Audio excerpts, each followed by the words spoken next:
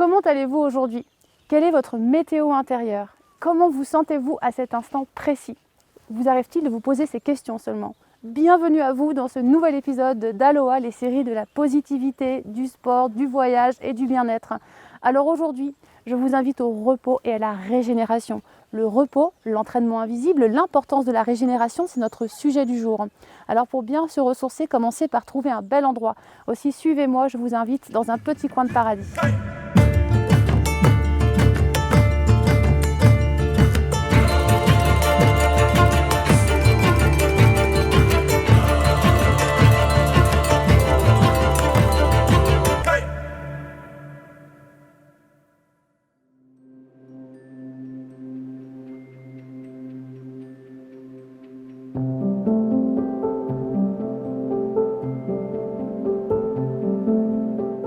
Alors se reposer, ne rien faire, laisser au corps le temps de se régénérer. Des phases essentielles quand on est dans un processus d'entraînement comme dans sa vie, tout simplement pour revenir à l'intérieur, un si bel espace.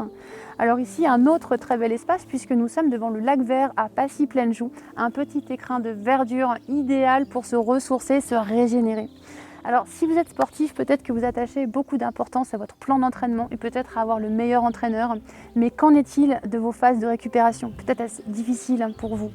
Aussi dans le sport, on associe assez facilement comme ça la récupération à la surcompensation. C'est ce phénomène d'adaptation du corps à une charge physique pour lui permettre de reprendre tout simplement à son point de performance pour continuer à progresser, à évoluer.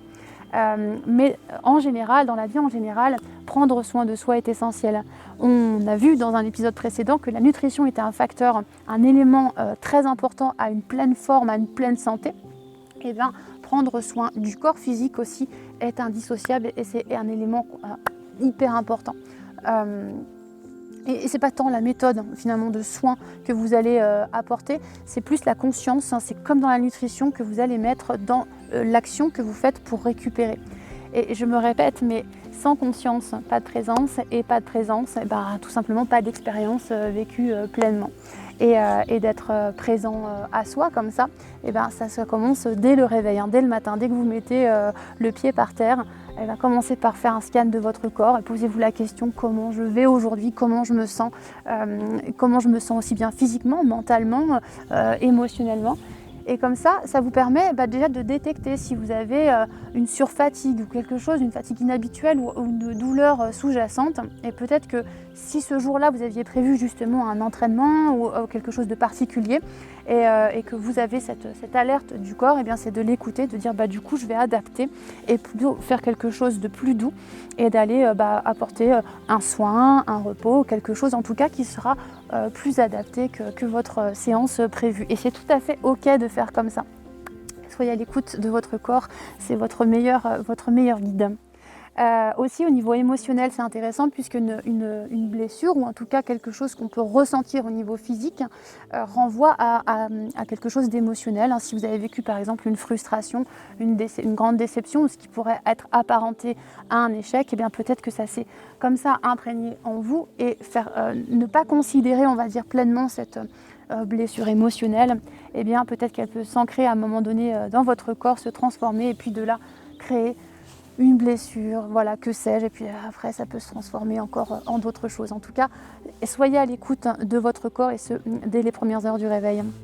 Les méthodes pour récupérer, vous pouvez déjà aller commencer par ne rien faire, on l'a dit, faire du yoga, bien sûr, aller marcher, utiliser la cryo.